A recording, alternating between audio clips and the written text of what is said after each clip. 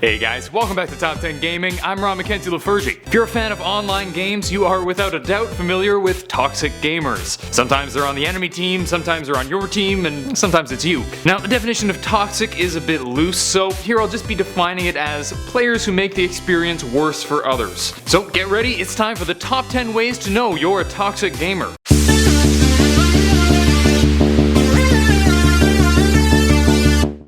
Number 10. You seem to always get toxic people in your game. You know what they say, if it smells like poo everywhere you go, look under your own shoe. Some people constantly complain about getting stuck with toxic people in every game, but a lot of the time, you're doing it to yourself. Either through passive-aggressive comments or, calling teammates names. Toxicity breeds more toxicity. So if you find yourself getting in a bunch of arguments with jerks, maybe check to make sure you aren't the jerk yourself. Number 9. You cheat. This is self-explanatory. If you hack in multiplayer games to give yourself an advantage, you're pretty much a piece of garbage. You ruin your experience by making the win mean nothing, and you ruin the experiences of other players by making it impossible for them to actually win. It's one thing if you secretly enable mods in Age of Empires against a friend and destroy his base with a monster truck. It's another to use aimbots or wall hacks in a CSGO tournament. And if you do, you're toxic. Number 8. Team killing. You know who you are. I don't care if you're having a bad day, I don't care if one guy's doing badly, I don't care if it's just a joke, bro. It's not funny. If it's your friend then it's a little funny, but still don't do it. I don't care if it's CSGO, COD, Chivalry, any time you kill teammates on purpose, you're being toxic. And if you do it a lot, you're toxic. Number 7.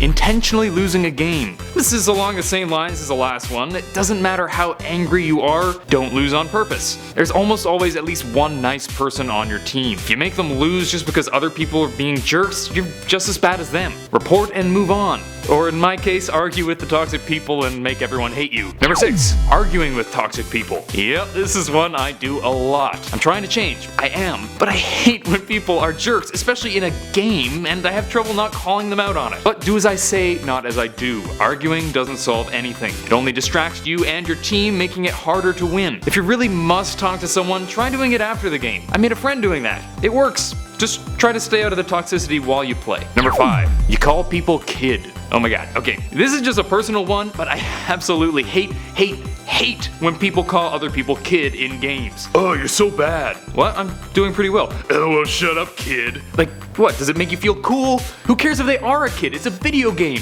Video games are meant for kids. Not to mention that 99% of the time the person calling someone a kid is themselves a kid anyway. And don't even get me started on the other thing. Oh, you're 25? What are you playing video games in your mom's basement? No, games are fun. I'm having fun. Look, if you make fun of people for their age, whatever it is, you're toxic. End of story. Number 4. You insult people's mothers. And you're serious. Look, we've all made your mom jokes jokingly to our friends. They can be pretty funny when said ironically. But if you actually think that the best way to express your frustration is to tell a human being that you hope their mother dies or that she's fat or whatever, that's not healthy. Kinda like the guy the other day who said he wanted my entire family to get cancer and die. Don't be that guy. That guy's a jerk. Number 3. You use racial slurs. Duh.